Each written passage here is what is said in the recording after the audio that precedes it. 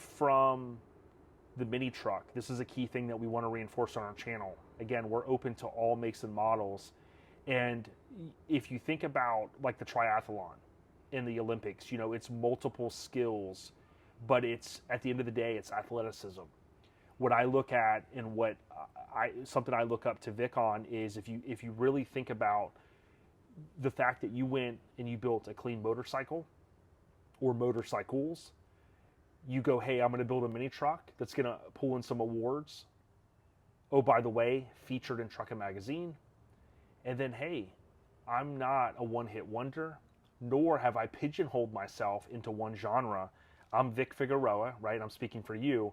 And you said, I'm going to lay it down. You've always kind of been, like I have, ingrained in this hip-hop culture. This car culture is a part of our blood.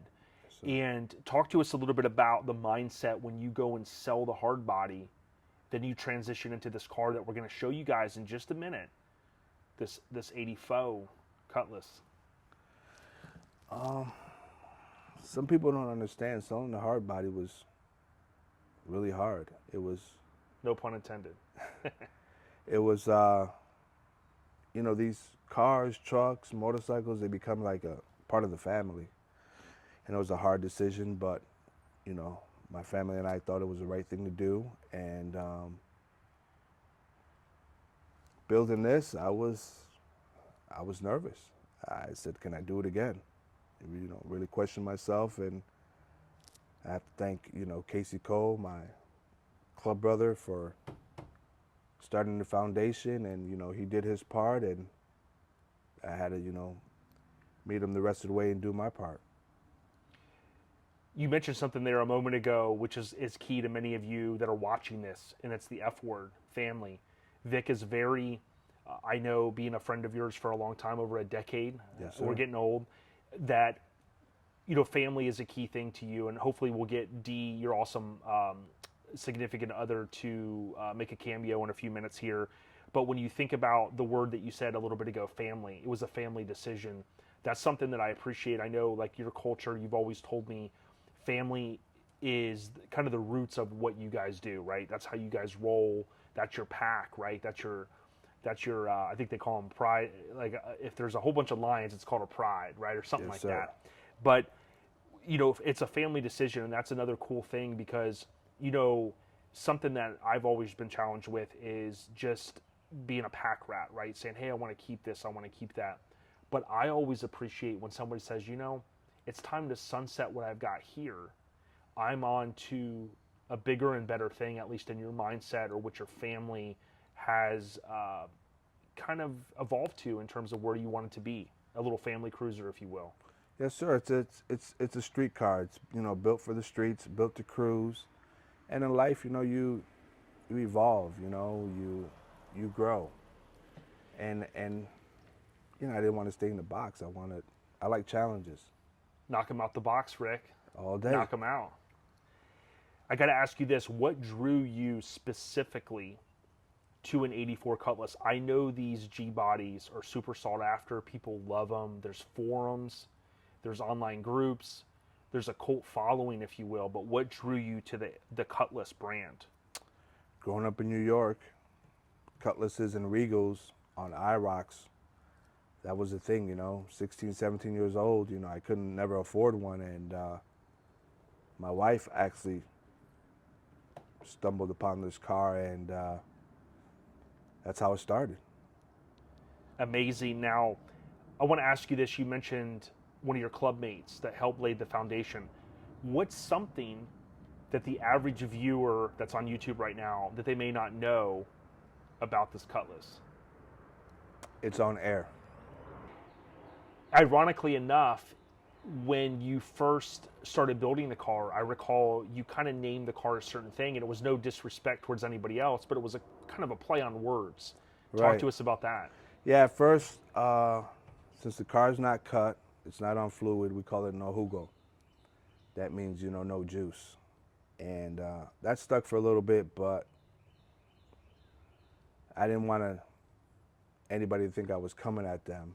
Right, because, you know, typically, many of you know that are checking this video out, and thank you, leave a comment and subscribe. we all know that the word hydraulics is synonymous with lowriders, but what we've learned over the course of time, something I appreciate about this culture that we're a part of is, years ago, who would have ever thought about having a vehicle that wasn't painted? Dare I say the P word, patina, right? So we see all these different genres, and that's the thing I love, because you can have a Cutlass, you can run with the big dogs, right? All day. You're one of the big dogs, let's be honest, but at the same All time, day. when you roll up, nobody's giving you crap because this thing is on air. No Hugo. Yeah, I mean, it's a little friendly competition. Some of the lowrider guys, we Jab each other. yeah, we jab each other, but it's all in love. I mean, they respect what I do. I respect what they do. This is something that I built out of my heart with my family, my way. There's no rules. Get out there, have fun, just do you. Build what you like. Build it how you want it. Build it for yourself. That's all I could say. Something Vic always preaches is those two words he just used, do you.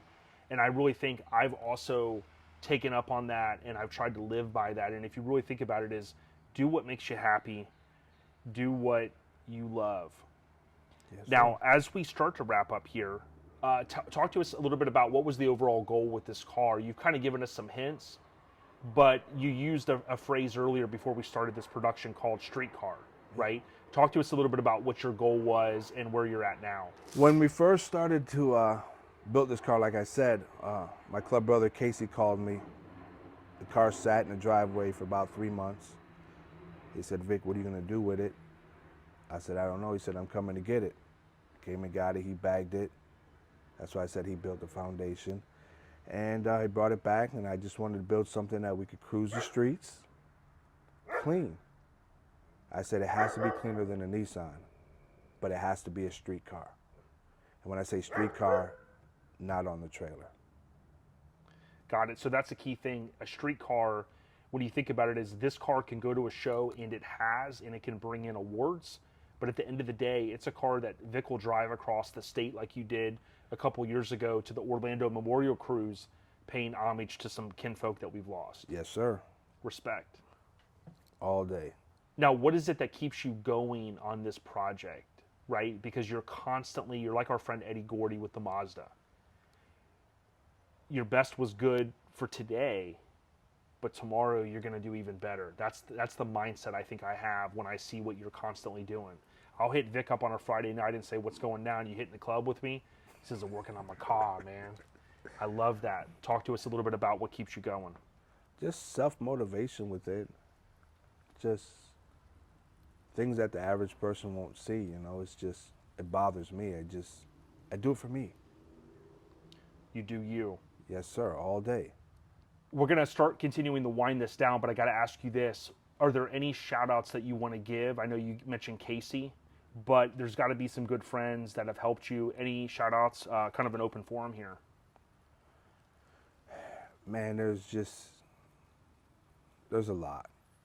There's a lot. I don't want to leave anybody out. I mean, first of all, my wife and kids, you, my brother, since day one, my club, Sever Ties,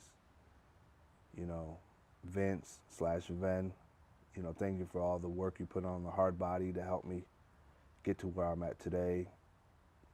You mentioned Brian, just too many people, all the show promoters that actually reached out and showed me love. I'm thankful to where I'm at today. Thanks for saying that. Now, before we cruise out in the Cutlass, I know many of you are patiently waiting, seeing a little bit more of this car. We've got some drone footage by our friend Nick. I'm going to call him Nick G because what's the pronunciation, Nick? Gould. We got our friend Nick G, who I call Nick G, but it's Nick Gould, with some of the drone footage. So shout out to the big homie. I want to hit upon this. You faced some challenges and tragedies in your life, and it makes me think a lot about my friend Noldy.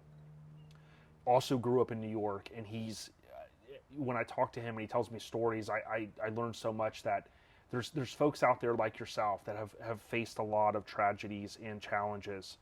Talk to us a little bit about some of that adversity that you and your wife have faced over the past, I'm going to call it 5 or 10 years. It may even be longer, but let's be honest, the last 5 to 10-ish years, you guys have faced a lot. Yeah,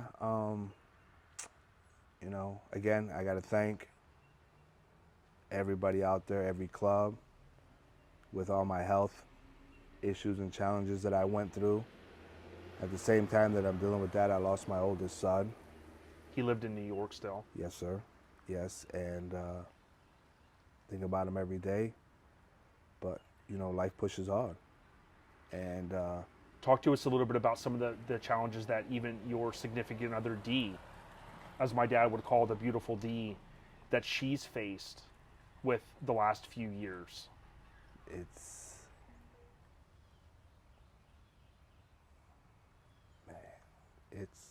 It's been hard, but with her support, my support, the family unit sticking together, being strong, and this car helps us get through a lot. And there's no better feeling than to get in this car, listen to some music, take a ride, just to clear your head. Even in Florida when it's hot out. Shirts off, let's go. Many of you have faced challenges in your life, and you will look for certain things to kind of get you through that, right? It's family, friends, and those type of things. But certainly if you're a car guy or a car lady, you know how important it is to have a ride like this that you could put your heart and soul in, and it helps take your mind off of things. I certainly appreciate you sharing some of those details with us. I know as one of my closest friends, you've been through way more than many of the people I know.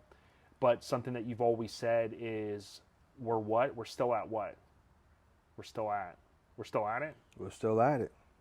And that's an important thing, because we still at it, we stay at it all day, every day, like Sunday.